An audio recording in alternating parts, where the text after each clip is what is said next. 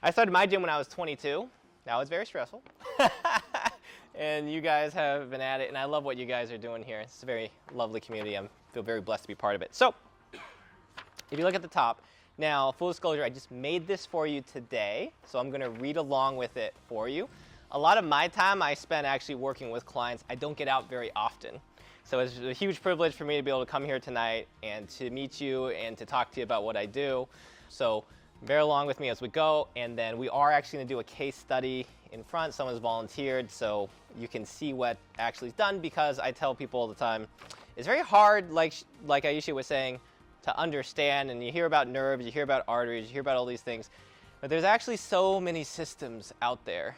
And if you've ever seen like a chiropractor, a physical therapist, an osteopath, any of these people you see on the list that I've learned with, it's actually very confusing to figure out what they're doing, or if it's working. Or you get one treatment and you're like, am I just supposed to come back every week or 3 times a week for the rest of my life? Like, how does this work? So hopefully I can help you understand more of that and how this happens. And we're going to talk about the path to wellness, which you'll see there on the slide. It says that we're going to walk through that process, but I think the first thing that I would really pay attention to is, according to the World Health Organization, that the average lifespan for an American, the expectancy is 77.5 years, but you're only at full health for 66 of those. Isn't that interesting? So you live about 15% of your life either medicated or on drugs or maybe in assisted living. And that is unfortunate. One of the things that I'm present to is that I do actually see that. And a lot of people that come to me, they have some kind of pain or dysfunction.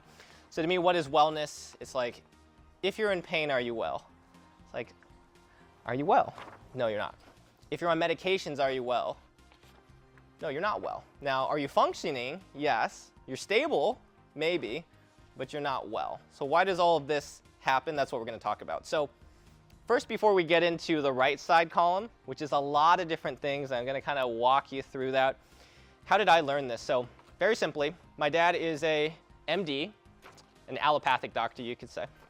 Had private practice. I was born in Ogden, Utah. My dad was an Air Force physician, and had a private practice in Seattle when he got out of the military. And so I grew up with a doctor in my house. So you can imagine how that went. And so for a long time, I just thought doctors gave antibiotics. Because every time I was sick, my dad would order me an antibiotic. And I had a lot of different issues growing up, because the first thing that I noticed, I remember when I was like 4 years old, I was walking around the mall and I got uncontrollable diarrhea, browned my pants. My mom bought a whole new pack of underwear, thinking we would just keep going through it, and I proceeded to brown the entire package and we had to go home. And so that day was ruined, and I'll never forget it, because my dad was there for continued education medical credit, and so we got to go to Chicago. So we were like where FAO Schwartz was. You remember how magical that was as a kid? And all of a sudden I couldn't go to FAO Schwartz because I was sick. And I didn't know what happened, and now that I have more awareness, I always remember I ate a Cinnabon. You guys ever see those sugary Cinnabons? So my mom, my brother, and me, we all had the same Cinnabon, but I was sicker than them, and so I had an immediate reaction. My body did not take a chance with the Cinnabon. It vacated it immediately. And there's a few things that I wish I had known that I learned later. So one is, my dad as a doctor got free formula. And so when my brother and I are only 13 months apart, so my birthday is January 1st, his was December 21st. We're that close. And so my brother got all the breast milk, interesting, and I got all the formula. So I'm 4 inches taller than my brother and weigh about 70 pounds heavier than him. Why did that happen? Well, there's sugar in that formula, isn't there? So what does sugar feed? Candida. So what do I have large amounts of? Fungus. Does that make sense? So your microbiome starts, not only do you inherit it from your parents, which 99% of your DNA selection is from microbiome. You didn't know that. So which microbiome do you get? Well, you get your mom's, because you're inside the fetus. And so then you inherit that. It stresses your DNA markers, and then you have reactivity to it. And that's what I happened, and that's really interesting. You see, my mom and I, we're built like the same, because we both activated that same pathway. So I learned, and then I started having a lot of interesting issues. So I was overweight, and that was always an issue. That's why I became a personal trainer initially. I was 155 pounds at 8 years old. Very big bulbous stomach, a lot of dysbiosis we call it, which is just gut imbalance. And so I hated the way I looked. I always wore sweater. I would not wear shorts. I did not want to show my body. And by the time I got to the 7th grade, I said, I do not want to live like this. I do not want to go to high school like this. So I looked for anything. At the time, it was dial-up, so there was really no internet. So I got a Men's Health magazine, and I read about protein and exercise, and I lost 15 pounds over a summer, and it changed how I felt about myself. Now, at that time, I thought all my problems would be over. And if you know anything about being a male, you're skinny, you go to high school, and the football players beat you up. So that happened to me. So then what happened was I better learn how to get stronger and take care of myself. So I got into martial arts, and that's the thing that I fell in love with, and that's why I became a personal trainer at 17 years old, was because I wanted to help people with that transformation. So then I started working with clients, and I realized that they're in a lot of pain. And I would have clients that would have knee pain, back pain, elbow pain, shoulder pain, neck pain. And I would say, well, go to physical therapy and come back. I would call them 6 months later, say, you never came back. And they said, I never got better. I'm still injured, so I have to stop working out. And that was what happened over and over again. And so then I went, and because I was blessed enough to have started when I was 17, by half a decade I had my own funds, I was able to open up a gym, and I was able to train a team, and I traveled around the world, and I learned from every expert I could, every chiropractor, doctor, spine specialist, and I pretty much had an unlimited continuing education budget. And I got to a point where they told me, if you really want to help people get better, you need to go back to school, get manual therapy training, and then take all the courses we take, and then your client with neck pain who puts the bar on their back and screams and can't get their neck to shut off and can't breathe and holds their breath every time they do something, you can help them get better. So that's what I did. I went back to school, I studied, and I took all those classes. Fortunately, I somehow ended up measuring cranial bones at something, and the guy told me, oh, if you do this, the mentor said, I treat Tony Robbins, come learn from me. And I ended up getting to study with Tony Robbins' therapist. That was one of the other people I got to learn from. And then I had more health problems after that because I was chronically stressed. I was doing a lot of manual therapy, but I knew nothing about lifestyle management. And so then I ended up with chronic strep. They were going to take my tonsils out. I had a raging fever for over 2 months. I was a fit trainer who couldn't talk because he was so sick. And thankfully, someone I took a neurology course with said, hey, try this thing over Zoom, tap your head, do this weird thing. And I was at that point so desperate because my mucus was full of blood every time I coughed. And I had done antibiotics already. I wasn't better. And my fevers were so bad I couldn't go and train. And I was like, I'm either going to have to get my tonsils out or figure something else out. And I had the worst cold chills you can imagine. And every time, I don't know if you ever had chronic strep, you get up and you feel better as the day goes, but you lay back down and all the bacteria goes down your throat and you wake up just as sick the next day, just as in much pain. I struggled with for months until someone did this head tapping, guided me through, and my cold chills went away like that. Couldn't believe it. And so she said, there's a master level practitioner up in Bothell. You should go see him. I went and saw him. I made a complete recovery, didn't have to have any surgery. I got a special pass to take that class, and I started training at the Neuralinks master level. And so then I learned immunology. That was the other thing that kind of progressed. Well, then I had my son, and my son had GI problems because he got the bacteria from his mom. So he had eczema, he had everything you can imagine. Didn't sleep through the night for 2 years, my son, because his GI was so bad. So then I was training really heavy. I was in the best shape of my life at that point. I trained at 9 p.m. every night after he went to bed, but I didn't sleep. My back exploded. My knee exploded. I thought it was a hormone issue, so I hired the best consultant I could in Australia. He couldn't fix it. He sent me to what he called the Yoda of blood chemistry in Australia. I studied with that guy, and he fixed it. So then I had to just keep hiring people and hiring people and hiring people. And every problem I've had is from, unfortunately, being unprepared at a young age. And then having to deal with all those issues. Instability, poor diet, poor stress management, poor belief systems, rampant cortisol, ligaments tearing themselves apart, you name it. And what I'm going to teach you today and talk with you about is the understanding of the different systems you have so you can have an appreciation for it. I'm going to talk to you about the different pathways you have to affect, and then I'm going to do a little demo just so you can kind of understand. And if any of you have to leave early, just so you kind of understand what's going on here, on the back here, these little QR codes, these are different things that are testimonials on my website you can go read. So there is one person, it was funny, Rusty. He and I went to the same personal training college together. Very funny. One of the people, the instructor sent me down there. This kid had chronic migraines to a point where he would have to be hospitalized and would randomly just start bleeding out of his nose since he was born. And I treated him, and I checked in with him 10 years later, and he still has never had that issue again. So there's the migraines one there if you want to read about his story. I had a client that had an ovarian cyst removal, which is very common. And what happened with her is she had mystery weight gain afterwards, mystery pain on the opposite side of the incision. She never recovered, and for about a year, she gained about 40 pounds, and doctors couldn't figure out what was wrong with her. And so I treated her for that, and you can read her story there. Body twisting pain, there was a gentleman who's a lawyer, car accident, he was in it, and he felt like his neck was always twisted, his back was always twisted.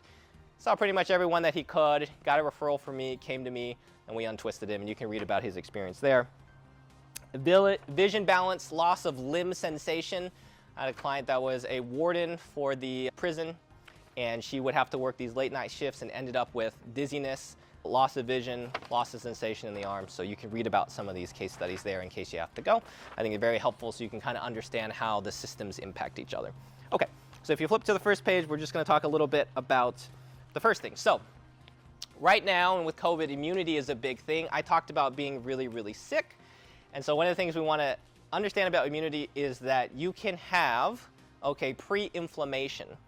So some people got COVID and they react really poorly, let's say, and some people didn't. I actually got COVID from a gentleman who did not react at all because he was on kidney dialysis and he was so sick that COVID did nothing. His body didn't even respond to it. And then he gave it to 16 people because he had no symptoms. Do you understand how that works? So you want to think about immunity like pilot lights for a burner. And so if I've got 6 flames and I want to cook a little bit of food because we all need to eat, I need to turn that on. If the gas signal is not correct and there's too much gas, instead of cooking my food, I explode it. Does that make sense? So your body heats up to try to deal with things, but there's 2 issues you can run into. One, you release too much gas and everything's always inflamed. That's one of the biggest things that I have to help people with because a lot of times people say, I had this treatment, I didn't get the expected outcome.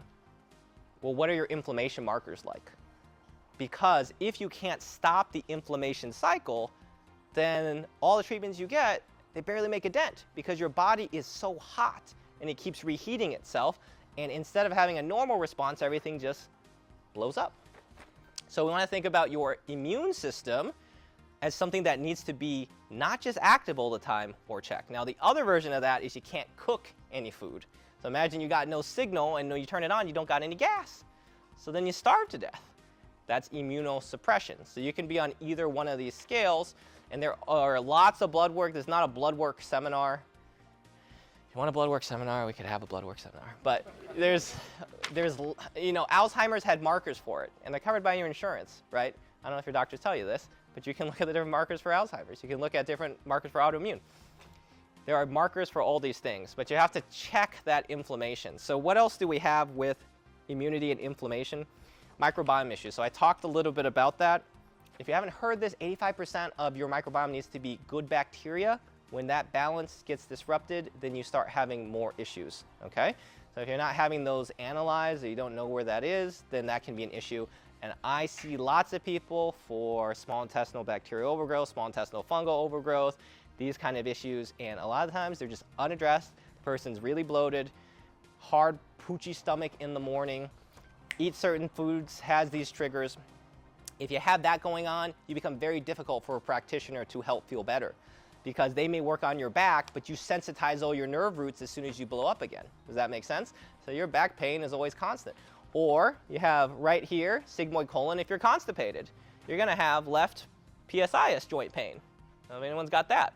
Why? Because this valve isn't opening like it's supposed to. So all your fecal matter is just sensitized, maximizing and pressurizing you. That makes sense? Okay, so you're gonna have all these different things going on and it's not just one thing. So a lot of times, like Aisha comes to me, it's a good thing she takes really good care of herself because she's easy to fix, okay? Because she's not all clogged up. That doesn't happen all the time. I have lots of people it's not easy to fix. And very simply because there's so much pre-inflammation, there's so much post-inflammation, there's so many lifestyle things, there's so many lack of nutrients. So you guys are very blessed that you're in a very healthy environment. So we have microbiome. As you can see there, there's just some notes here, like if you didn't know, microbiome causes autoimmune issues. There's heavy linkage to that. You can look at the research. Also, it determines how your immune system reacts. 80%, it increases your risk of heart disease if you have an LPS marker. If you don't know what LPS is, lipopolysaccharides, negative gram bacteria. You have 2 different kinds of bacteria coatings. So when you take an antibiotic, for example, they wipe out a lot of good bacteria. You hear that, right? So good bacteria has a carbohydrate molecule shell, okay? And so that carbohydrate molecule shell, it's very easy to get through because carbs are not dense. That's why you can digest carbs like that and they spike your blood sugar. Negative gram bacteria is made out of metals. Negative gram bacteria is made out of lipids, fats, very hard to get through. So your body doesn't get through them, and then they create a poisoning when your body tries to attack that cell. It basically creates a off-gassing. Okay, so your body can't get through it, and it increases this byproduct called LPS. You can look it up, and you can actually get tested for LPS to see how much of that poisoning you have.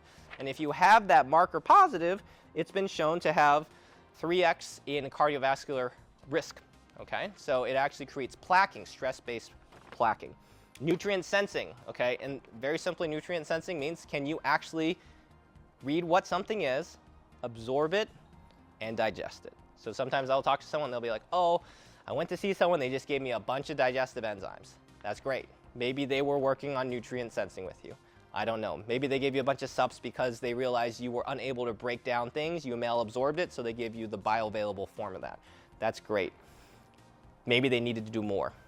I don't know. Okay, because I haven't seen your test results. So those are things that we have to think about. Nutrient sensing is really important because metabolically everybody is different. Everyone's going to digest things differently. If you ever have heard of constant glucose monitoring, I don't know if any of you heard that, but basically you can prick yourself, right, with a regular glucose monitor and check your blood sugar. If you have a poor sensitivity to food, you can actually eat something, you can see it just spike right away. Why? Because it's stressful for the body. Okay, so it doesn't even really mean that the index is too high. It just means that your body can't really break it down, so you start having a stress response. So you have to look at all these things because if you go see a manual therapist and they work on you, your outcomes can be really poor if you have all these other issues. These are all things that we have to empty. Okay. Fascia connective tissue, when she's talking about nerves, she's talking artery, she's talking, I'll be like, oh, a medullary vein, a radicular artery, an astrocyte, all these things, those are all anatomical structures. They all have highly innervated connective tissues. It's autonomic. So autonomic just simply means this. Most of the treatment I do is autonomic and non-direct.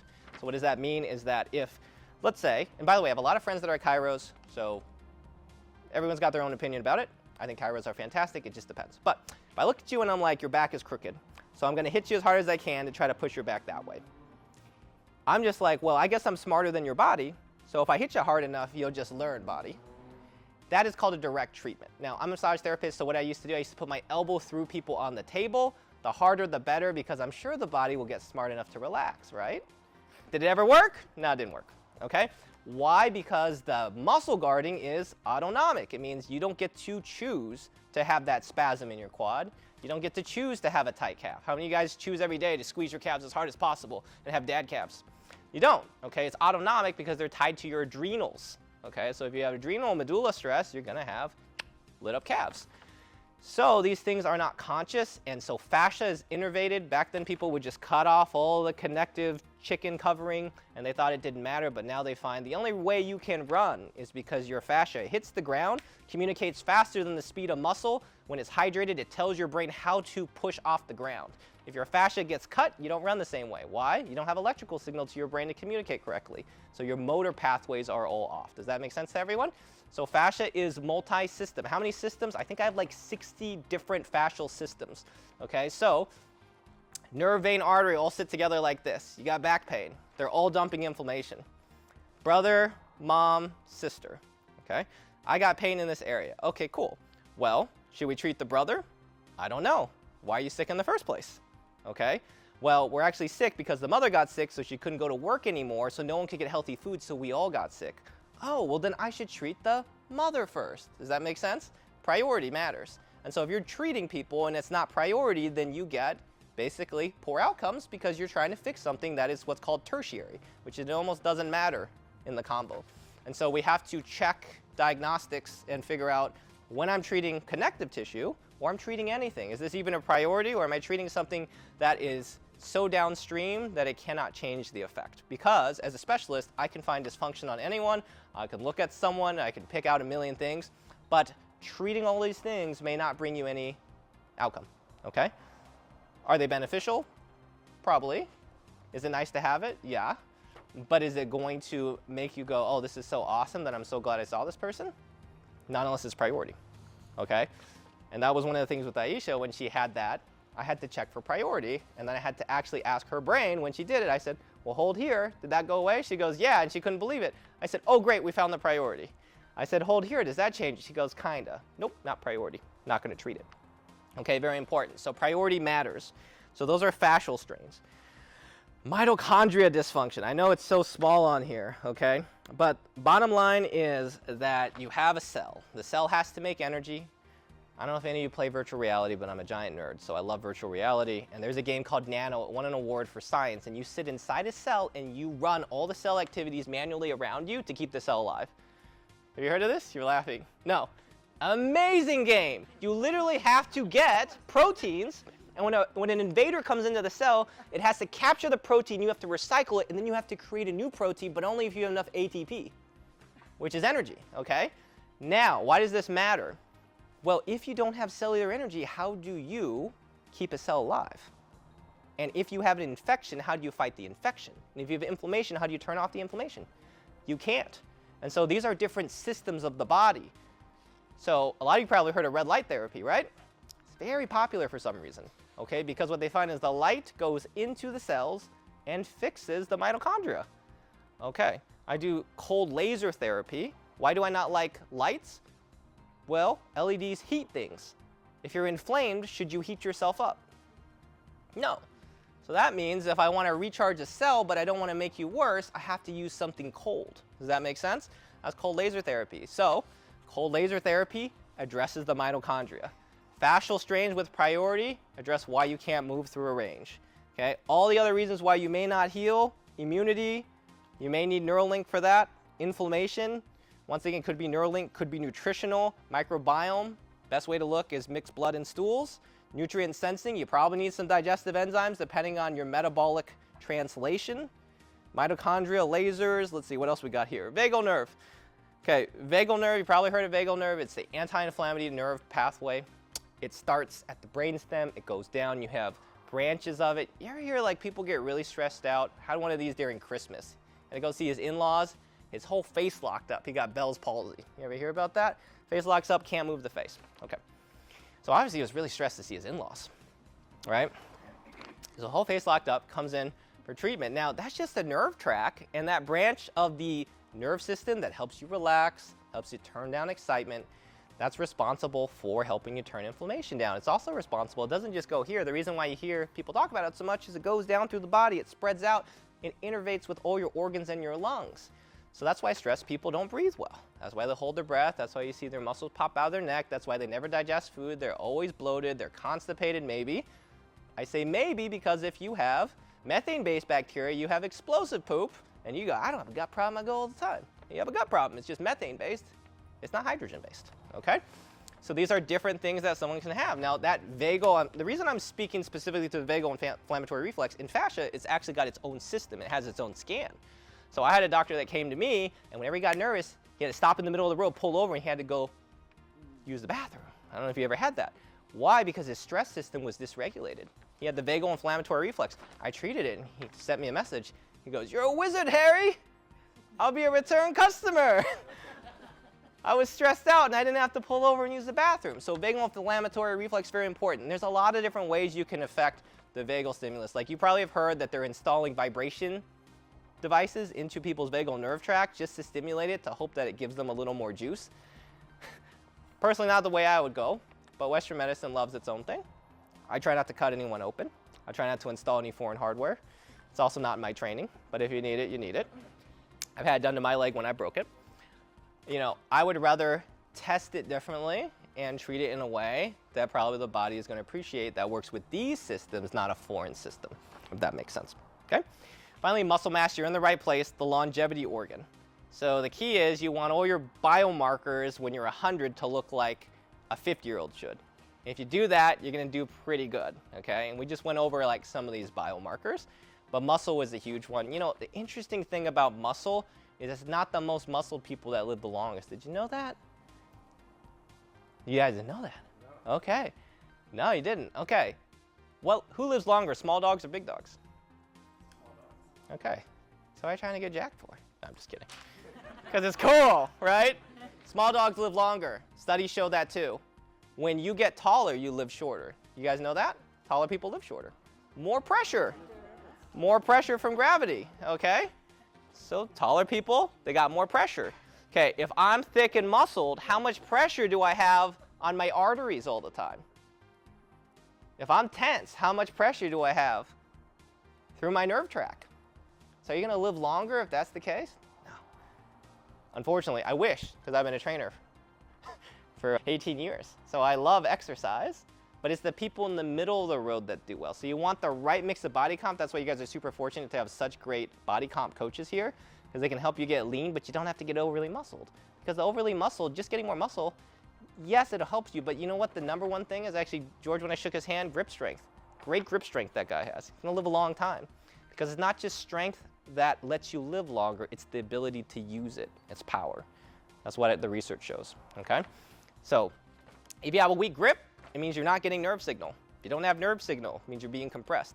Being compressed, do you think that's good for you? No, okay? So it's not just strength. That's not what we're looking for. Muscle mass is very, very important. It's very, very expensive. I'm sure Aisha talks to you about that all the time. Talk to you how to get it, how to keep it. You know, it's like a great looking partner. You just want to hold on to it. All right. So, all in moderation. That's right. All right. So now, let's talk about cycle stuck if you flip it over. So this is what really gets people stuck here, if you've been in pain. So here's a couple rules that I have learned to practice by, me personally. One, you never correct the same thing twice.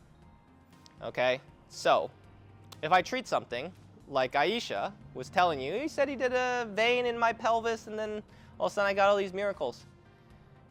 If that lasted 2 days and she came back, I would not treat that same vein again because it should not happen. Does that make sense? So, if I'm not following the rules of the body, then I will have to keep telling it I'm smarter. If I follow the rules of the body, I do not need to recorrect something twice. That's very important, okay? That's one of the things when a lot of clients tell me, I've seen someone, if you come to me every week, I'm gonna do something different on you every week. One week it's like, okay, cool, I had this happen the other day, treated somebody's back, all right. That's the deep blood supply to the actual bones of your back. Then they felt something weird the next week, okay, well, let's see. We treated the bones. Did we treat your discs? We did not, so I treated the discs. Now they're fine. Does that make sense? But I don't want to treat the bone over and over again. It's not a bone issue. It's like, oh, people with foot pain. I had a gentleman works night shift, many, many years, very bad foot pain, limping at work. Unfortunately, so he's like, hey, I need your help. I'm in. It's like, okay, great. We look at the foot that time. Great, the foot's clear. Shouldn't see that reoccur. How about the nerve that comes into the calf? Did we check that? How about all the other tissues? Okay, great. Now it feels really good, except just a little bit. Okay, great. Let's fix how you walk. Okay, because if you don't have motion, you can't generate motion. How did you get this stiff in the first place? You know, what's really interesting about this guy is he had a giant callus on the inside of his foot where he said it hurt. So he had been putting weight inappropriately through his foot for years and years until he actually calcified the nerve. Okay, and it took a lot of people to look at him and no one could figure that out. Then I said, one, you got to change how you stand because you shouldn't have a callus that's 3 inches thick around a nerve, okay? Second, I was like, you probably want to try sawing that down and you probably need to change your shoes and you learn how to rotate your shins appropriately so that you are transferring weight evenly. Because if we don't do all that, you can come here for a very long time. I'm happy to treat you, but you're probably going to always have foot pain. Does that make sense? Okay. I know it sounds so funny when you say it out loud, right? I was like, you like this stuff? I was like, yeah, it really just makes sense. Okay. My background before I got into health and fitness, my parents, you know, my dad's a doctor, my brother's actually an optometrist, and my sister's a surgical nurse. So we come from, and so they wanted me to be a dental hygienist, but I hate school. And I hate school because I'm like, man, I remember taking my first nutrition class as a personal trainer, and they told everyone to eat 60% of carbs. How many people remember the food pyramid? 60% of your food should be grains. And I'm sitting there and be like, I just studied with a doctor of sports performance for nutrition, and he taught the opposite. Now, I'm paying you 10 times the amount of money to tell me something that is completely opposite of what the best people in the world are doing. Why would I do that? So I could not stand school, but my parents were like, maybe you could be a dental hygienist. Oh, your grades aren't good. Maybe you could be a nurse. Oh, your grades aren't that good. Why don't you go into computers? So I was in computers, and I was troubleshooting system failures. That's where I learned a lot of this. So I would fix networks. And I was like, this sucks because the computer spits out code, and you plug stuff in, but I like people, and I haven't seen a person in days. So that's why I went back into personal training. So a lot of this is going to be rules from troubleshooting systems when they fail. Okay? Number 2, this is another rule. Okay? A lot of times people will say, I can't do all these things that you're suggesting. Man, got this person that told me eat organic and no gluten and all these things. I can't do all those. I get it. Everyone's in a different place. Good, better, best. I got to give you 3 recommendations. This is good, this is better, and this is best. You know, if you got to do 3 sets of 12 and you're totally burnt, can't do 3 sets of 12, that's fine. Do 1 set of 12. Do 2 sets of 6. I don't know. Just do something, right? So good, better, best. Very important. Don't give up. Okay. Oh, this one hurts my heart, okay? Taking new things for symptoms, okay? So when you go to the doctor and like your blood sugar's high, here's something. You ever get off the diabetes medication? No, unfortunately. I guess you're on it for life. So they give you something, and it's there to what? Stabilize you. So if you have new symptoms, do I want to stabilize you? No, because then I'm just like the person you saw that you didn't want to see, okay? So I'm not a fan of giving people new sups all the time for new symptoms. That's chasing pain. What I want to do is I want to understand, why do you have this issue? What are the things you need to support it? Yes, it's okay to support those things, but what we really want to do is understand why you have the issue. I was telling my friend, is like the people I love treating the most are people that want to understand. That's why I love like being here with you and talking to you about it. The people that stress me out are the most are the people like, I have pain, make it go away. I'm like, well, you know, if that's your attitude, how are you ever going to heal if you don't understand why you're sick in the first place? I don't understand, right? And there are certain types of people in this world. They're called adrenal type people. They usually have a lot of back pain right here, stiff backs, and they're adrenal type people. They're just like, I want to do something fast, and I want to do it important, and I'm in charge. That's cool. You're very hard to fix because you never know why you're broken. So you can't troubleshoot. You're like driving the car incorrectly all the time, and then you're just rolling to the office and you're trying to get a correction. Not how it works. Okay? Number 4. I hear this all the time. I'm too busy to do these things. My family needs me. My work needs me. If you don't have health, who can you give to? You know what's really interesting? They did a study and they found that people will take better care of a friend than they will of themselves. Did you know that? It's crazy. I couldn't believe it. And it was true. And so people are willing to let themselves become unhealthy, sick, and fall apart. But then they can't do anything. And I've seen this. I remember I was fortunate enough, my wife loves to travel, and I was in Rome, and I was going up these Colosseum stairs. How many people have been to Rome, gone up the Colosseum stairs? A couple people here. Are those regular stairs? Oh, you know what they're this high. Okay, they did not build little steps back then. People had mobility, they didn't sit all day. Okay, so they had range of motion. And I remember this lady that was there. She was so sweet, she was in the group. And she tells me her whole life she's been waiting to go to the Colosseum. And she's so excited. She gets there, she sees the steps, and her face totally just drops. And she goes, I can't get up those stairs. And she couldn't go in. Isn't that sad? And she was a little bit larger, limited mobility, and she probably loved and took care of people her whole life, and she could not do the one thing she wanted to for herself. I always remember that. Okay. Did you take her up? Put her on your back? Hercules style? I wish. My wife's not in health and fitness, so sometimes I have to carry her. So I had to save my energy. Now, I'll be honest, when I went there, I used to be 230 pounds. I was a lot bigger, okay? Because I like to lift and I put muscle on easy. And so walking around in the heat at 230 pounds with a size 10.5 foot is a lot of stress. That's what I learned. And if you look at my wrist, I have a really small wrist. I'm not like a muscly person naturally, so that much weight on my bones actually was not very good. And so I'd have a lot of foot pain. Like, you know, when you step and it cracks and stuff, I had to deal with plantar fasciitis, all that stuff. So anyway, there's studies on if you lose 5 pounds, how much pressure it takes off your knee joints. You can Google those, but it's actually pretty incredible. Okay, it hurts again. Okay, we talked about this. Yes, it's gonna hurt again if you don't fix the other inflammatory factors. Because if you have a nerve, you have a vein, and you have an artery sitting there, and you remove some of that inflammation, but then you toxify yourself another way, it still pours down the same pathway. This is all one body. So you can inflame yourself again, you can hurt yourself. If it hurts again, I always tell people, we be curious about it, because we're either winning or we're learning. I've been practicing these manual therapies for 13 years, and winning and learning has helped me. Every time I got frustrated that the pain didn't go away, I lost my logic.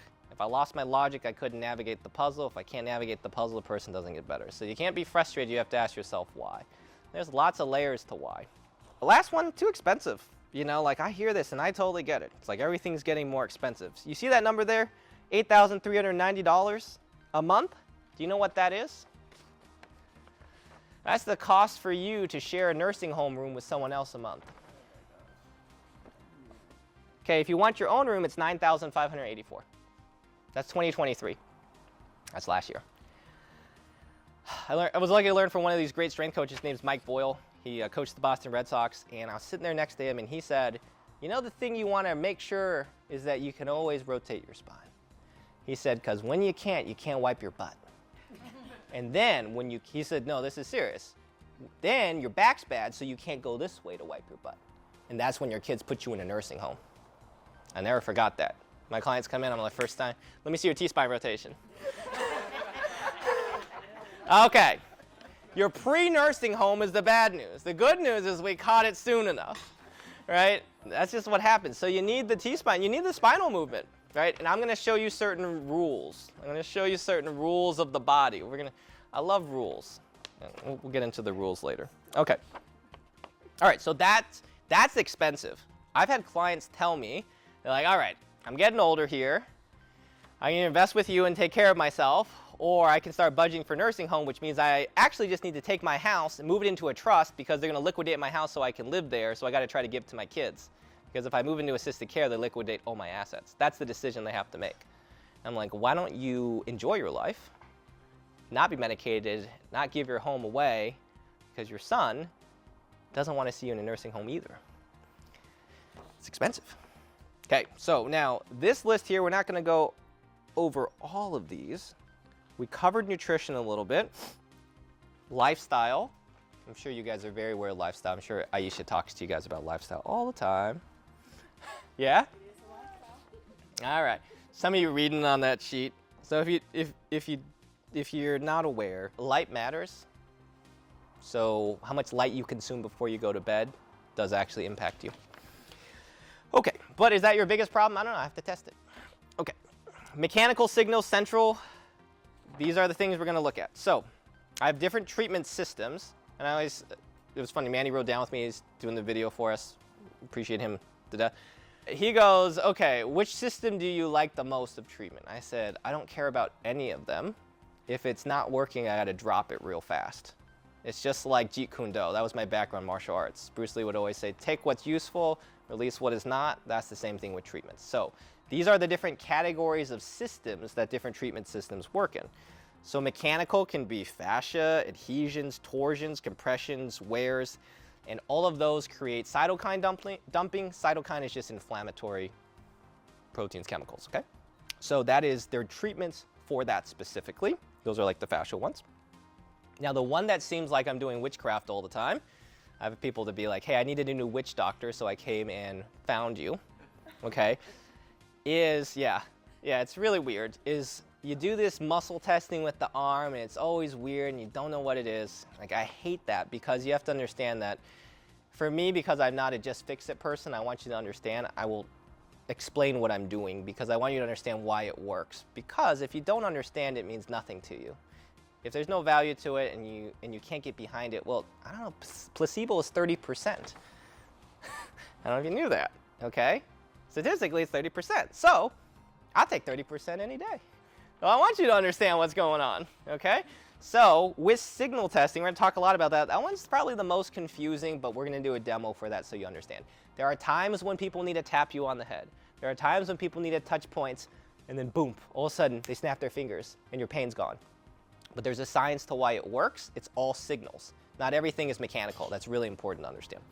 Okay, central sensitivity. These are your really hard people to fix. They have brain swelling, cranial torsions, their spine's all twisted, the signal's not correct. That's called central sensitivity.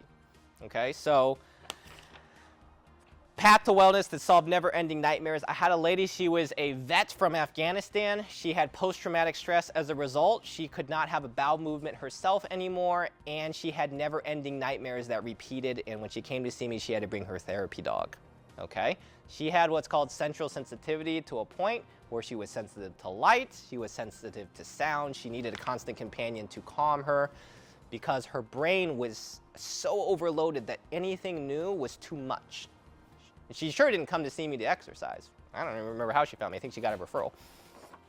So when you have central sensitivity, you need some really big deloaders on your system to make you feel even a little bit better. If somebody does anything local for you, like you have an ankle pain, I have a doctor I'm treating right now for an ankle problem. She was going into her car, she stood there to open her door, her entire foot snapped in 5 places. No impact, just shattered, okay?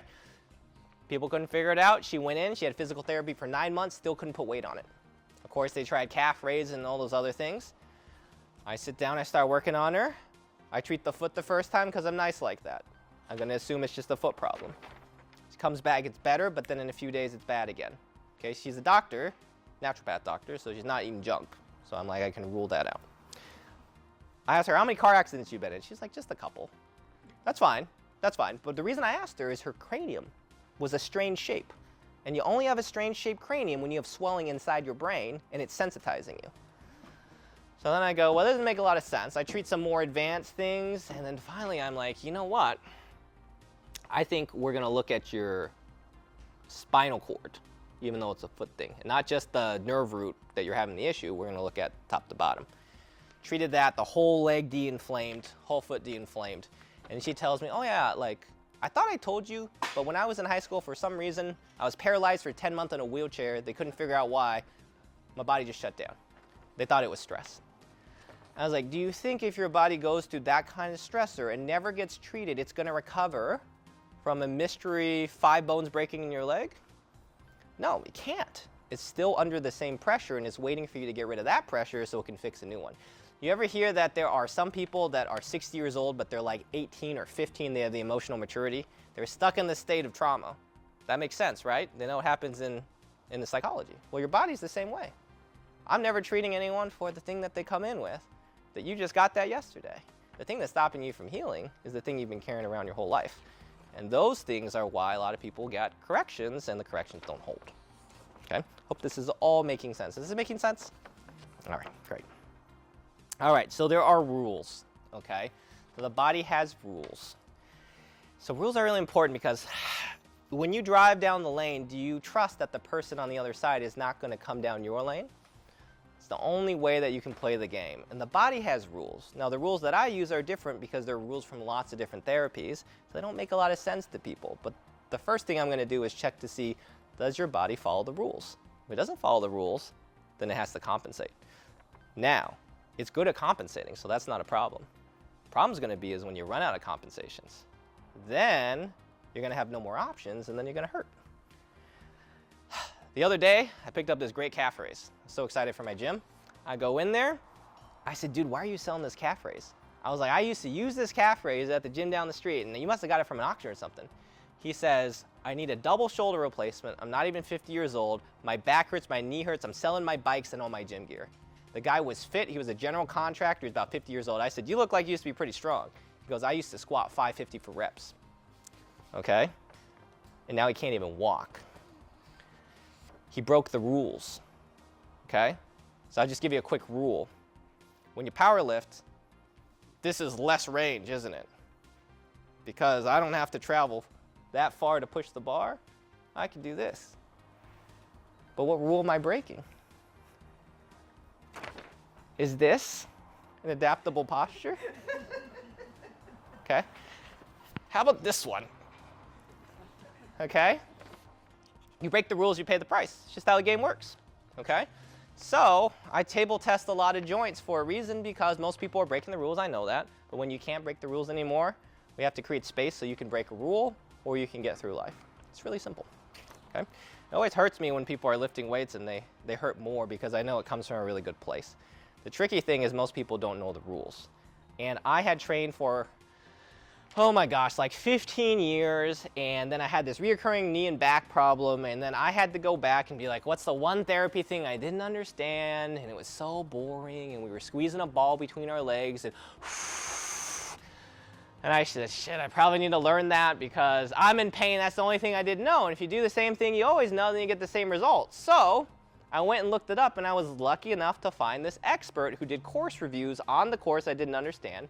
I read his course review. I went, I understand that finally. I studied with a guy for 3 or 4 years, and that's how I fixed myself.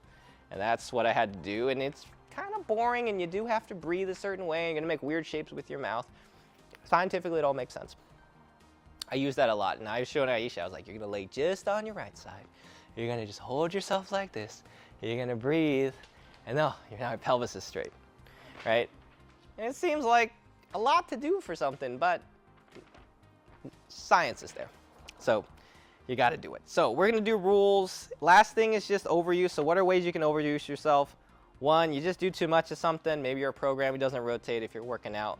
But for a lot of people, it is just walking and breathing. They overload themselves walking and breathing. So gait is really important. Gait is how you walk. They do motion capture like they do for, you know, computer animation, and they track every millisecond of how someone's supposed to move, and they know the rules of how a person's supposed to move. If you don't follow the rules, unfortunately, you're gonna have a problem. That's just simple. And you can always pick someone out by how they walk. And if arthritis was gonna get everyone, then you'd have 2 bad knees. Everyone would have 2 bad knees. And so you see 50-year-olds, 80-year-olds, 1 bad knee, not 2 bad knees. Why? Gait's off, overuse the joint, wear it down, constant pressure, inflammation, can't heal. That's simple. Okay. Old injury, of course, we talked about that. Exercise selection, we're not gonna get into that too much. If you want a seminar for that, maybe we'd do that. Okay, obviously limited range of motion. Okay, so now, George, gonna come up. I need your Wi-Fi. So here's a little secret about me. I don't believe in memorizing anything, because if you know how the brain works, can the brain remember 100 pieces of data with no mistake at any given time? No, it can't. So the top neurologists I've worked with have told me, never ever use your memory for anything important. So I don't. I have charts of everything. I don't trust my brain. So I need the Wi-Fi for the charts, because that's the only way we're gonna figure out this puzzle. Before we start that, does anyone have any questions? Okay. Cool. Let me get here. And then, George, just so we can do your intake, Manny's going to hand you a little mic just so we can hear you. Oh, you're mic'd? A mic to talk? Yeah. Yeah, just so they can hear it. Let me get your Wi-Fi. Oh, thank you. Could you put it on the iPad, and then It's right I'll here. put it on here.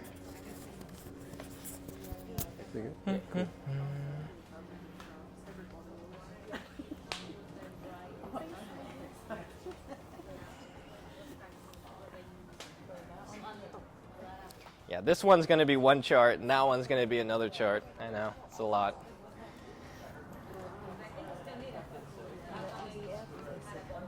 Yeah, it was on EBF. I think it worked. Thank you. All right, so what plagues you, my friend? Where do I start? I had sciatic all last summer, so I lost some sensitivity in my foot, Right foot? my right foot. I have right hip pain that's been going on for 38 years, Lateral off and on. or front? It's sort of front, so my back's a little stiff. Mostly on the right? Yeah, Or, yeah. Actually more on the left at the moment, which is really odd because everything's always on the right. My right side's always tighter Okay. than my left. So right now I've also like a pain right here in the lower bicep. I don't know why, but strained it, that sort of thing. Did you train lately? You look like you Yeah, trained. I think it was from not warming up. Okay. But it's, you know, then what happens with me is I get an injury like that and it just stays for months. And I don't like recover very quickly. Yeah. So, but generally a lot of my issues come from just being really tight, Yeah, you have like a just wired really tight. central stiffness, eh? Yeah, yeah. So I think those are Okay. the main things, but you could look at me and say, well, there's about 100 things going on, right? Of So, course. Always at one time, in any moment. I know that. So tell me about this. The sciatic has only been since last summer. Yeah. That was the only time I've ever had it. So I didn't even know what it was at first. It was just this tightness that gradually got more and more painful. I just kind of worked through it or just kind of ignored it, which really aggravated it. I don't know where it came from, but it got to a point where I was in constant pain by August that I took a dose of steroids to get things under control, and then gradually got better. But it's still like I never really recovered from the numbness in my toe. And you have loss of sensation? yeah, and there's a tightness in that nerve, like from my toe to my back, that is just constant. So, yeah. Okay. Any surgeries? Nope. Okay. No surgeries. What scar history? What scars do you have? Scars? So scars break nothing rules. minor. Just so you know, but scars, nothing major. Scars break rules. Any minor scar, any old broken bone, violates the natural embryo of how you were born. You were born as one embryo. So when you have a scar, it doesn't laughing. Yeah, C-section scars, I treat a lot of those. You can imagine, okay? Because they stop a lot of things. So most people can't remember their scars unless they were super traumatic. You don't think you have any? I have one right here that when I was a kid, is standing on a swing, fell off the swing, and the chain of the swing cut my leg from sort of my ankle up to my hip. But it was worse here, and I went swimming, and then it would open it up. Yeah. But Do you think it's a coincidence he has a right side pain with a left side scar? If I was a scar and I was pulling, which side would get stretched? The right side, yeah, it's a piece of fabric, right? So if I pull that way, this is gonna complain. If I bend my knee more while this is tight, what seam's gonna rip? The one I'm pulling or the one that's stretched? One that's stretched. Now, do I know that that's true right now for you? I know it's true, but do I know if that is for you? No, I don't. I would have to do diagnostics, which we'll do. Okay, but a lot of times people say, oh, I have a little scar. I had one guy with really bad back pain from a broken thumb a long time ago. Just the bone spasm twisted his entire upper back. Then he got in a car accident. The body had no bounce. Back was in pain for a decade. Okay, so, thank you. So we talked about central sensitivity. One of the things, whenever you have someone that's like global stiffness, global tension, we could say either it's full neurological or there's a structural sensitivity. You know, we can interface at either of those, but we have to make an informed decision about which one it is. But that is pretty common, okay? So, anything else you think I should know about this, George? yeah, I did break my ankle, my fibula, about 3-4 years ago. I would go there first. Any broken bone will torque the spine. So if you're having a back problem, did you break the right one? Yeah. You got a back problem on the right side? Okay, so that bone's not moving correctly. It's going to pull on the end nerve track. That end nerve is the same nerve that becomes your sciatic nerve. Yeah. Okay. So I always ask people this, what have you tried besides the steroid shot? Just physical therapy and some massage therapy. Okay, what did they do? Working through the nerve tightness to loosen the nerves primarily, or restore that sort of connectivity. So the circuit. Did they do hands-on stuff? Yeah.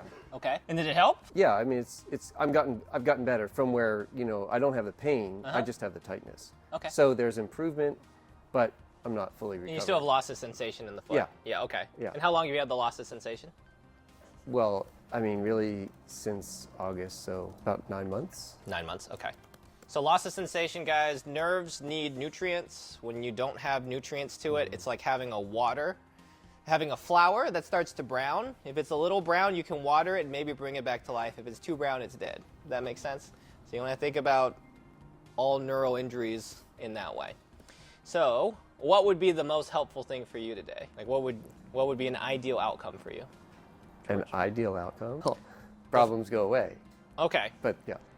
Which problem? Which problem? I would Just go because with this is a demo, so. I would go with the restoring the toe. That one will be the most sensitivity. difficult because it's probably tugged through the whole track. Right. But I can give it a shot. It may Right. not make a great demo. So, well, the other one is the hip. So I know that goes back to childhood, right? Something happened there. I had fluid in my hip at something, I don't know why. Oh, you did? Yeah. Okay. So I don't know where that came from. I was playing with the dog. Suddenly I get this hip pain. I'm in 2nd grade. Okay. I don't have a problem till I'm 18 again, maybe in college doing So you a were lot like of sitting. 7 years old, you had the problem, And then 11 it years later, comes back. Yeah. And then it's sort of every few years it sort of comes back. I have this real tightness and sometimes the pain. So lately I've had pain. Okay. So that's like one of these things that I live with.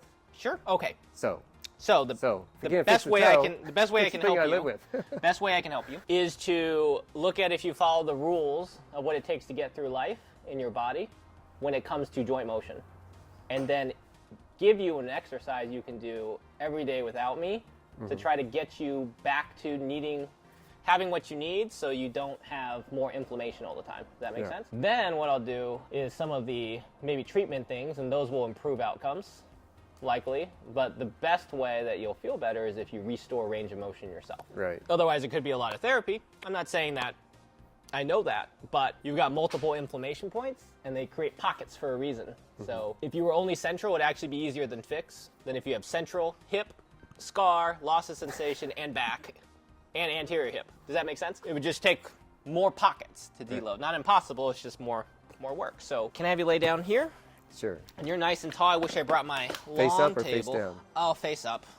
Okay. I'm not that kind of massage therapist. We don't do many face downs ever, unfortunately. Go and scoot back all the way until your head's there. So first thing I'm going to do is see what his body is doing with getting through life. So the most important thing you all do right now is sit. And so if you don't have enough hip flexion in your capsule, you will have to move through your back. And it either looks like this or it looks like this. Okay? So when you find these positions naturally, it's okay to have those positions, but if we have a deficit in that, we need to know that, and if we cannot get this moving by itself in the first place, squatting is going to be an issue. Also, all your desk setups are going to be an issue, and so you're going to just hurt yourself all day long. Okay? So that's one of the rules I want to make sure I know. What I'm looking for here is I'm looking to see how much hip flexion he gets before I see movement here. Once I see movement here, or in the other leg, I know that he has to use his back because he's not able to bring the leg up, but he can bring the spine down. Okay? So I go, this is about what he's got. Then I'm going to check this. Doesn't really have any external rotation, can't turn out. What do you need external rotation for? The beginning of any movement pattern. Internal rotation, he has none either. What do you need internal rotation for? The middle of any movement pattern. So he doesn't have either, but because there's rules, which one do I want first? External rotation, because he needs to begin movement before he can get to the middle of it. Okay, now, this is his right side, so let's see how his non-symptomatic side looks. Now, I know this one probably has its own thing, but it's not as bad as the other side, but I'm going to call it non-symptomatic for now. Okay, now, interestingly enough, he doesn't have as much hip flexion on this side. So as soon as I move, I see compensation. He doesn't have IR on this side either.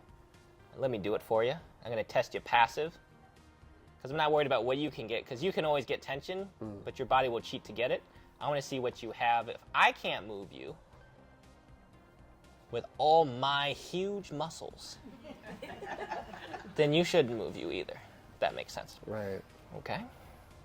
So we don't have much motion on either hip. Okay? So I'll show you another rule. This rule is called top-bottom. If I go to look at his shoulder, and I'm sorry, this is... Actually, would you mind just moving this a little bit to the side? Or Andy, just watch the water cup. I just don't want it to spill. Thank you. So the first thing I do is I'm going to measure his shoulder. Now, when we do this, I got to make sure that his arm should just fall backwards. You see how I'm like holding it here and it doesn't fall back? It doesn't have any turn out into external rotation. Now, I could make it look like he's got a lot of shoulder, and I just dump his whole shoulder back. Okay, but that's not actually, if I hold this like a chicken and I spin that back, that's like all he's got. Does that make sense? That's another rule. You got to test right. Okay? It doesn't have IR either. You see that? Relax. Yeah. You see that?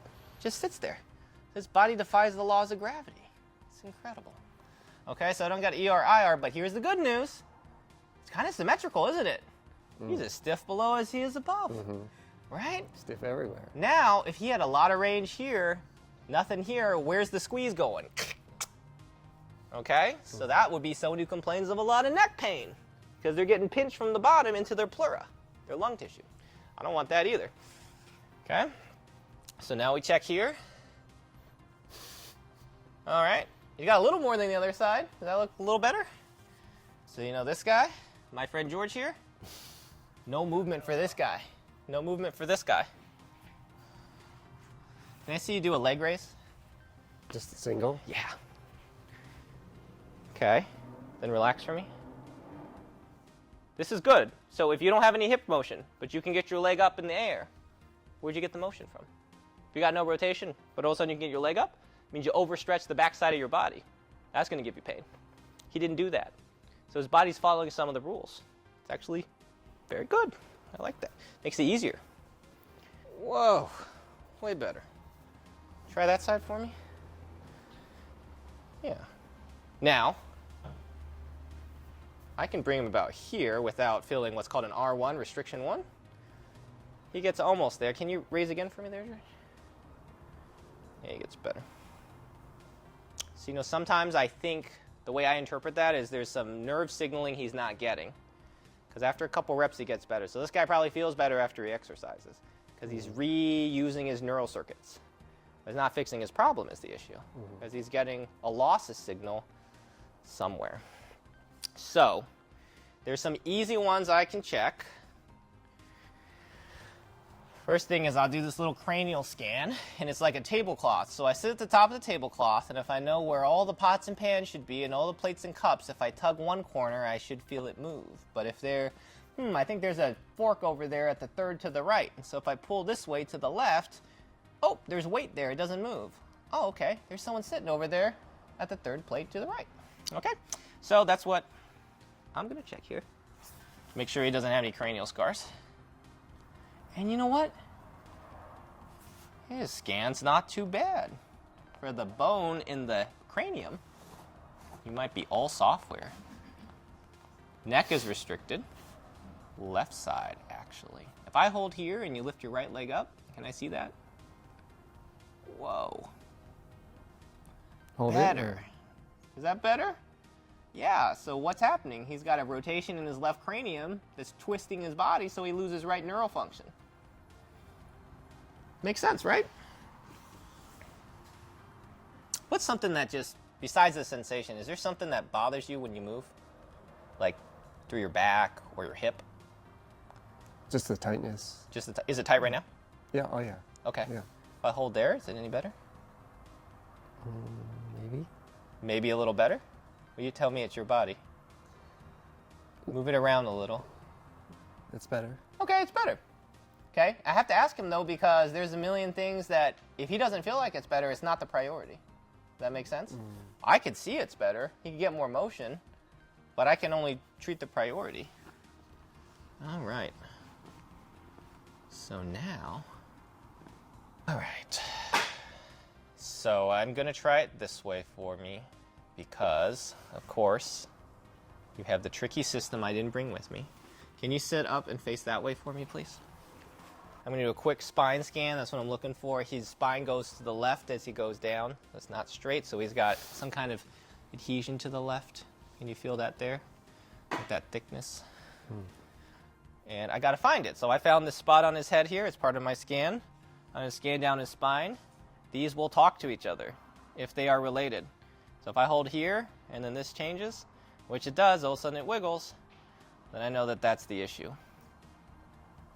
Okay, so just to show you, if you rotate your spine to the right, he will have to stretch his left. A little stiff, right? Go to the left. The left? Yeah, stiff on both sides. Yeah. But he's impinging on this side, he can't elongate the other side. That's the difference in the action. I know that might be a little too PT. Okay, now I'm just going to hold here. Now rotate your head to, or your spine to the right. Okay, so now he's got motion all of a sudden. Okay, so that means that's the priority structure I'd want to treat if I want to improve this outcome. As soon as I take my hand away, go ahead and turn it again. It's back to bad.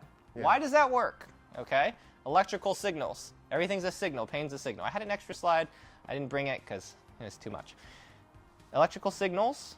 Your homunculus, your brain, is all electrical signals. That's why tasers work so great on humans, don't they? No matter how bad you want to, you can't move because you're an electrical circuit. So if you fry the circuit, nothing happens. So the same thing. Diagnostically, I go, all right, I found this. If it changes the signal temporarily, all of a sudden he can move his leg. All of a sudden he can move his spine.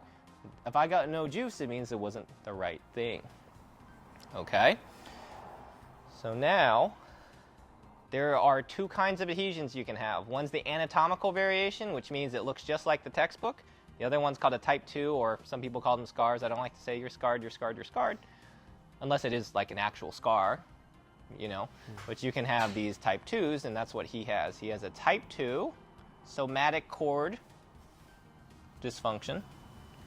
It creates a tender point right there. Can you feel that thick bundle? Oh, yeah. Now, sometimes they're really sharp and painful. I try not to jam on them because I work with a lot of sensitive people. But they're protective in nature, which means that your body does not want you to experience that pain. That's why you can't tickle yourself. It just says, hey, keep people away from that because we don't like it. So what am I doing here? Really simply, this specific anatomy structure moves a certain way. It would usually go from the bottom of the spine pushed up. Because he's got a type 2, I have to reverse the treatment. So it's a top of the structure pushed down. And I know that because I did an eval on it. Otherwise, I would try to treat it, and then I'd be like, wow, for some reason he's positive, but it doesn't help. So that's where some people get in trouble treating people, is they don't know type 2s exist, and so they try to treat you like you're the textbook, but you're a human being that went through trauma or compensation, so you need a type 2 treatment. So now, I'm feeling this drain. So what am I doing here? This is connective tissue of the cord. The somatic, which means muscular control, not the autonomic, which is neurological control. I'm draining this type 2. I'm palpating to make sure this gets better. How's that tenderness there? It's fine. It's fine now. Yeah. All right, good. And then I go back to my scan, and I got a wiggle. I feel pretty good about this one glide I did. Feel good about sending him a bill, maybe. We'll see. Okay, so then it pulses, I let go, and then rotate to the right. It's better. Now left. Hey! Now he lays on his back. He does the straight leg raise. Let's see if we're 3 for 3. Straight. Hey! And those are the rules. Does that make sense? Now, I just go here and I go, well, did his whole body love that? That's the question we have to, because he had no motion. So could I do exercises yet? No, I couldn't. His whole body did not get an uptake on it. Okay? So I know I got his central. This is so good for a demo. Now I get to do software. And he got ER all of a sudden. Does that feel a little better? Yeah. Yeah, because he was getting compressed from the other nerve root. You got a little IR, but it's not great. You know, I'm not happy with it, but I did one glide, so what can I say? Okay, let's do software. You ready for this? This is where people are like, it's witchcraft, because he's tapping, he's swiping, he's doing all this stuff. But here's the thing. If your brain is unhappy, then it's not going to scan structure, and it's going to be all neurological. So I could do this laying down, I guess, but seated is better. Are you okay sitting? Sitting? Yep. Yeah, and you can face towards them. Now, I'm going to use my 900 pages of notes to figure out what's wrong. But we won't be here that long because I have some pretty good flowcharts I've made. All right, so can you do a toe touch for me real fast? Just stand up, feet together, turn sideways so they can see, and then just do a toe touch here. Keep your knees straight, though. No cheating, please, Oh, George. well, We're I honest can't touch people it. here. Yeah, it's Oh, too okay, tight. well, then just go with what you can. Oh. Don't worry about looking good. No, go ahead and keep them straight for me. Okay, you don't have to go that far. Keep them straight. What? Okay, now Keep try to them reach straight? down. Yeah, just show me what you got. There, okay. That's what we got here. And I'm just going to see if I hold there. Go ahead. Keep the leg straight. Nope, doesn't improve. Okay, take one hand. Can you put it on your tailbone right there? Yep, a little lower. Now reach down again.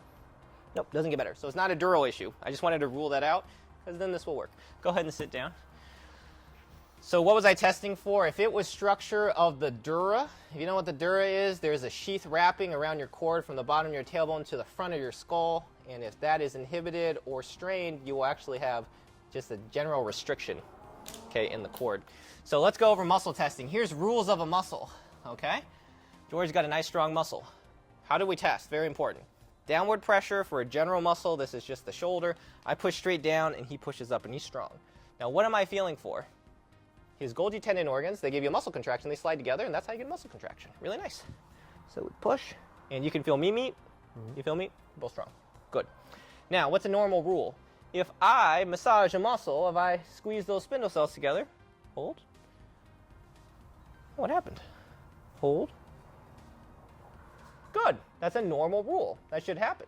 Now, if we got a hypertonic muscle like a neck, okay, or a back, and I test those, let me do your back as a good example.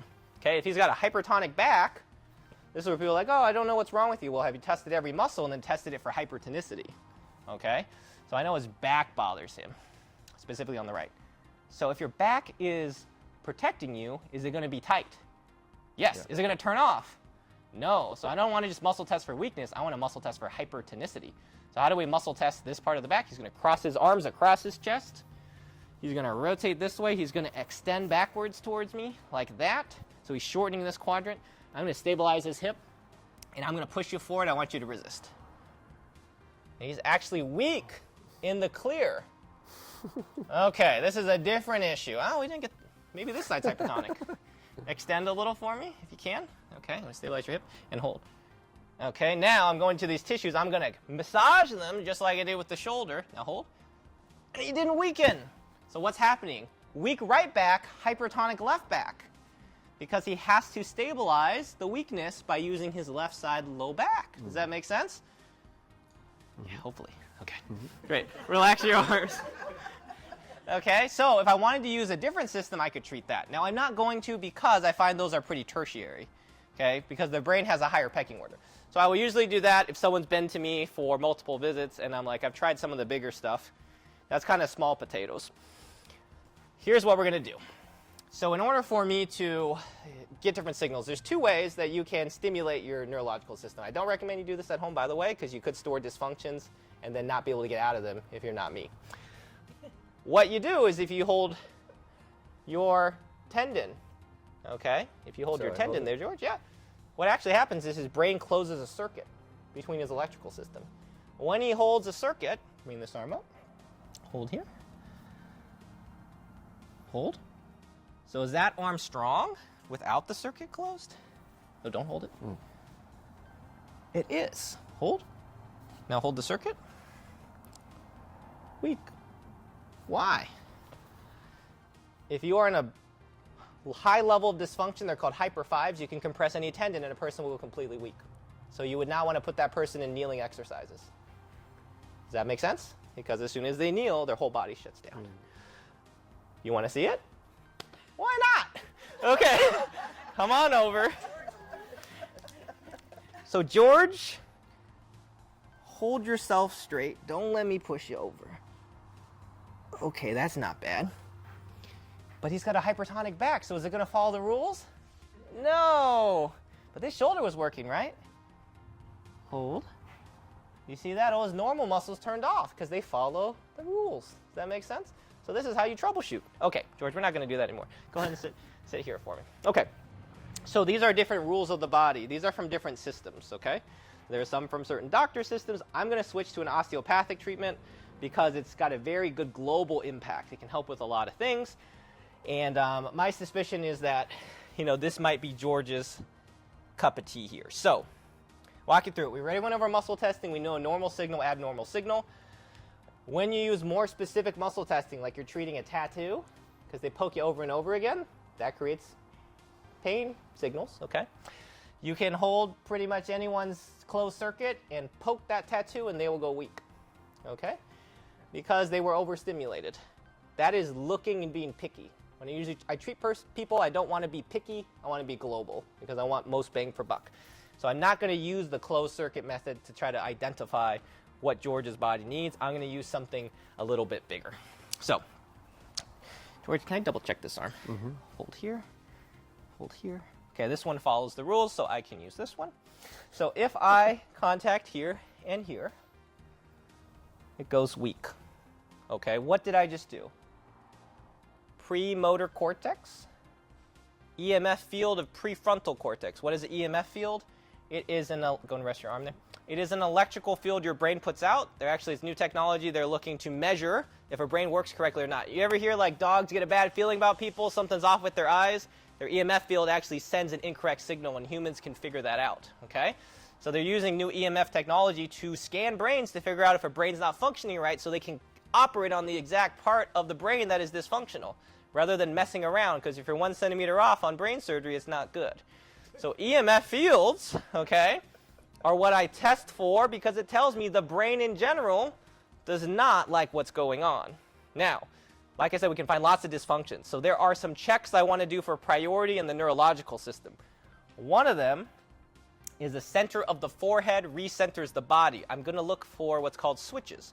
So I found something weak. If it's related like an electric circuit, if I flip the same light switch on and off, and I run to another room and I flip that switch on, then if that light was on, it should go off. If they're not related circuits, I run to that room, I flip it on, and it stays off. Does that make sense? So I got to make sure I'm treating things that flip back on and off. So if you've ever been treated for muscle testing, and you're like, wow, this is weird, I don't understand it, and maybe I didn't feel any better. Sometimes, maybe it's you didn't get enough, but sometimes they don't know how to check for priority, okay? And full disclosure, when I took certain ones, they only taught you how to look for priority till the very advanced course. They held it back from you. So that's, frustrating, but you got to pay your dues. Got to pay the cost to be the boss. So hold here. 1, 2, weak. Let's see if it's priority. Oh, it stabilizes. It's priority. So what is this? George, close your eyes. Unconscious. Every time George closes his eyes, he goes weak. His whole body shuts down. Okay? Now, George, can we try something? Sure. If you're up for it. Yeah. Can you stand again and do your toe touch, but close your eyes. Go sideways. This way. Yeah, and then- close your eyes for me. Okay, maybe a tiny bit better, but not massive. Now open your eyes and do it. Stiffer, okay? Now, that's not night and day to me, but I was just curious if we use rules, is this impacting it? Slightly, okay? But what I do know is that I need to test George now with his eyes open the entire time. If he closes his eyes, I'm going to get a false signal because he's switching to his unconscious brain pathway, and the testing rules are going to go awry. Does that make sense? So you're going to sit here. Now, by the way, I'm looking for 4 threads. So this table has 4 legs. It's just a physics thing. 4 is a good thing for stability. Your body has 4 compensations it will do. They can live in different engines. Unconscious brain is one engine. That's what George has as his first thread. I need to find the second. Can somebody remember unconscious for me? Because I'm not going to write them down. So if you just remember unconscious for me, because I'm going to go and find the other ones, that'll help me. And if you guys can remember the other 3, that'd be great too. Okay, so here, now, I come over here, right jaw, that gives me a login for what's called dendrites, okay? Does anyone here know what dendrites are? They're basically the, Great. Yes, and they're the holographic memory of the nerves. So wherever they exist in one spot, you echo in other places. Relax your arm. I don't want it to get tired because then the testing's not accurate. When you have a dendrite, the reason you get these is when you have a stressor that occurs over 5 years or longer, instead of waking up every day and going, oh, I gotta have to compensate for this foot pain, your body just goes, you know what, this is permanent. It takes too much energy to compensate. I'm gonna put it on auto draft and I'm gonna make it permanent. And then it lives in your dendritic memory of your cells, and you have engines for those. And you access that right here, right back of the jaw. It's a login for dendrites. Doesn't tell me which one it is. Once again, we have to check for priority, because we always got to ask the body. So 1, 2, ready? Not priority. So see, we could have gone down a bad path there. So we're going to skip past that one. Maybe we'll come back if it shows up later. Here and here. EMF fields. Positive. Priority. Stabilizes. Great. We'll find one here. When someone is like a hyper 5, they will be weak on almost all their testing. You may accidentally treat everything because it looks like they have everything. That's why you have to check for priority. And sometimes you should compress a tendon and see if they're a hyper 5. Sometimes you have people that are strong all the time, and then you treat them with something and they turn into a hyper 5 because their body goes into a trauma state from a really bad injury. Does that make sense? It's just the mode. And so people switch strength all the time. It means nothing. It's just a signal. Okay. George, can I have you hold 3 fingers right here? Which one? If you can do that hand, that'd be great. So now we're in EMFs. Okay, this is where it looks like witchcraft. Because if I touch his head, it's strong. If I bring my hand off, it's weak. What? Because it's the EMF field. It's not the premotor cortex. That's fine. It's the field. Okay? So we have to check it. I don't know if that's priority, though. It's not priority. See, you can find so much dysfunction. You don't want to treat it. That one's dysfunctional too, prefrontal cortex. That's not priority either. How about these? Nope, those are fine. He's got good stability there. Nope. I'm gonna sneak in right here. Medulla oblongata. Nope, fine. Cisterna. Bingo! Cisterna chyli. EMF field for your immune system, the main lymphatic pump in your body. Now, I have to write this one down and I have to look at it because the way you stimulate an EMF is a pattern, okay? So if cisterna is out, you know what you'll have an issue with? Left hamstring, okay? Left hamstring EMF is going to be positive. Now, we could do more testing on this. Sometimes you can test these, but they don't impact the treatment. You'll also have left iliac crest, TFL, this muscle here. General SI joints won't be great, and rhomboid weakness, okay? Yeah, because it's a brain problem. Does that make sense? Yeah. So it just goes everywhere. So now I could test him in the clear, but he could also be hypertonic. So how much testing you want to do, it's up to you. For demonstration purposes, I could do one, but I don't necessarily want to. So George is a really, really nice guy. I really like George. George, can you just close your eyes and picture feeling inadequate to meet expectations for me? Okay. So the EMF for cisterna, how do you get that brain problem? Well, you feel inadequate to meet expectations. Okay? And so then it affects your immune system. Doesn't that make sense? I don't feel like I should survive. Immunity turns off. Okay? So that EMF goes off. Now, open your eyes for me. I just hold my hand there and it stimulates it. Now, keep your eyes open. Think about feeling inadequate to meet expectations. Yeah. So they won't switch the circuit because they're all the same dysfunction. Okay? I activated it, so it's there now.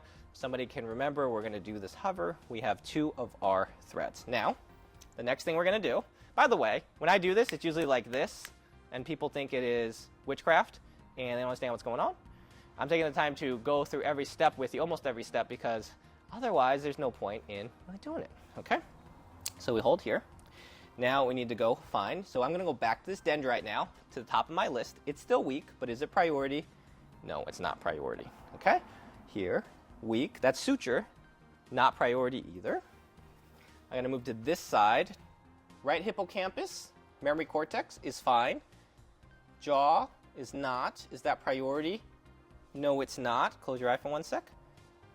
Right eye, stable. Eye open again. Just one eye? You know, it doesn't matter. I just have to touch the right eye, and I want to do it when it's open. So eyes open for me. Thank you. So these are different system logins. And neck, C1, go and relax. Gland. So if you ever wondered about acupuncture, acupuncture has points, okay?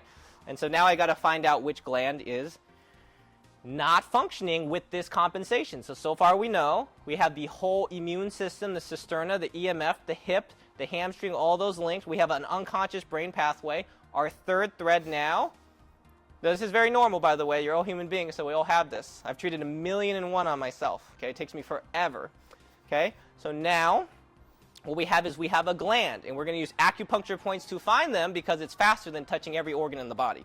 So left back of the jaw, can you take your right hand, hold right there. That gives us cell memory. That's how your DNA compares how it was at time of conception compared to mutation. So if there is an issue, it can show up positive with left cell memory. So now we hold here. It's strong in the clear.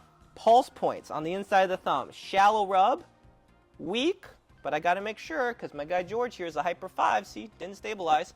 Deep. Nope. Palm. Got nothing. Keep your hand there. I'm going to check this wrist. Shallow. Yes. One of those was priority. 0.1 shallow. Let's try that again. Ready and hold strong? Yes. So he has right wrist 0.1 shallow. Go ahead and relax. Do I remember all those? At one time I did, but now I got a nice chart. Large intestine. Okay, any digestive issues, transit issues? I don't think so. None. Okay. Let's see. So if he's got ascending colon, it's going to be glute max. He's going to have an issue. If he's got sigmoid colon, his TFLs, his hip flexor, are going to have an issue. If he's got rectum, his gracilis adductor will have an issue. So let's go hunting. Take this hand, hold here. Wait. Yeah, I'm going to use this arm for testing. So just Hold this in. Mm-hmm. Okay. So glute max. Fine. TFL. Not fine. This inflamed TFL. Ready, hold. All right, is this TFL? Restabilizes. And I can feel it's like inflamed there. Oh, yeah. Yeah, okay, go and relax. So we have right TFL, if someone can write that down. I'm just going to check gracilis just for demonstration purpose. Oh, so we know it's right. So it's great because the body is actually telling us, like, I've got all these issues, but they're not related to muscles. They're related to immunity. They're related to brain cortex. They're related to my unconscious brain pathway. And I got an issue in the large intestine with the ascending colon. Okay, so you might see that on lab work. Possibly. Now, we still need to find one more. So I can go back to this dendrite and see. Nope. I can go here and see. Brain shows positive. Is it priority? Well, let's be real honest on this test. Ready, hold. No, it's not. Xiphoid, cranial nerve 1. Didn't positive. That's gait. So something related in patterns. Didn't get that one. Eyes closed again. Brain shows positive. Doesn't stabilize. Eye open again. That one's not positive. Get hippocampus here. There it is. Keep a secret for me, George. Like this. With that finger. What? Yep, keep a secret. Thank you. This is midline structure of the body. Not suprasternal. Not manubrial sternal. Rib attachments. Nope. Yep. This one, wow, it's real tense in there. Priority. Okay. So I'm going to put a note here. Now we got our 4. Now the cool thing about this is it might fix the hyper 5. I don't know though. We'll see. This is why I'm always interested. Okay. So now we got to make sure these switch on and off. It's only good if we did it right. So if it's the same light switch in different rooms, we'll go on, off, on, off, on, off. So first, George, strong arm. Perfect. Close your eyes. Still strong. That's what I would expect. Because remember, dysfunctions have to be ramped. So we had the unconscious. We had the cisterna. We had this TFL. Oh, no, it didn't stabilize. Eyes closed. Weak. There. Right there. Stabilizes. And then the last one was, do we remember? Right wrist. No, that was this one.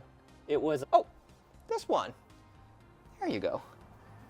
Great. Take this hand, hold right here for me. Keep your eyes closed. We're going to reset them. I'm going to tap the right and the left hemisphere of the brain at the same time. That's going to sync both hemispheres of the brain. That's the reset. Body can fix itself. It just has to know what the issue is.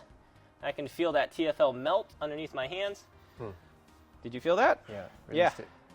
Yeah. Release the tension. Yeah, release the tension, right? Yeah. Because it was a brain circuit. Now, okay, can you hold this? Nope, I'm going to hold your. I'm going to hold your circuit for you. Okay. Fix the hyper 5. Okay, all the muscles that were weak are on. Can you kneel again? Now I'm curious if it fixed the hypertonic or the weak and the clear back. So this arm up here, strong, great. So you know how many muscles were off because of that? Probably like 90. Okay, now sit here again. Let's see if you're back. Cross your arms again. So this one was weak in the clear. I'm more worried about weak in the clear because he's symptomatic on the right. Extend your back a little. Hold yourself there. Hold. So not completely fixed. Let's see if this one is. Extend a little. Normalized. So his left low back is normal tonic. Okay. Now let's just do a toe touch and see how that feels. Okay. Okay. Now, did I get the juice I would love to out of the toe touch? No, I didn't. But I can only treat with priority. Can you lay face up here? I just want to check your measurements here. This is your right side that bothers you? Okay.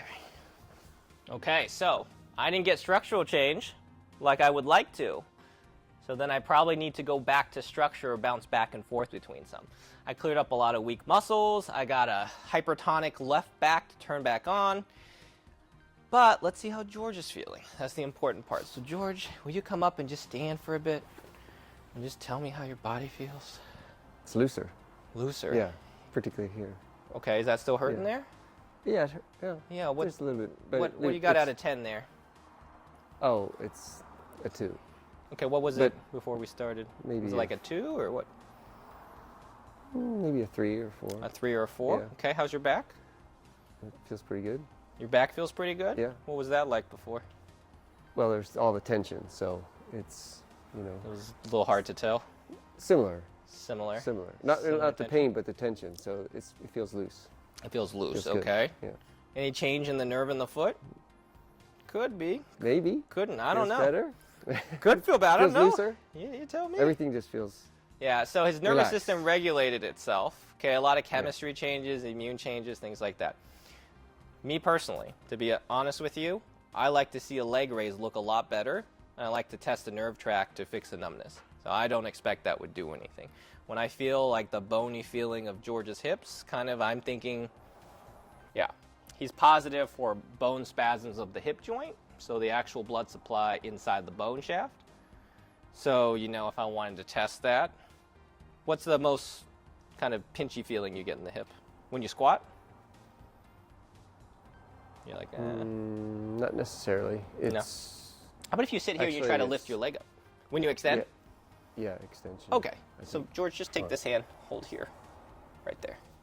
So all he's doing is changing his electrical signal. I just gotta make sure he's right on it. There you go. Okay, now just do that. Is that better? And improve? This way. It's still tight here. So move to artery, right here. And put one finger underneath here a little if you can.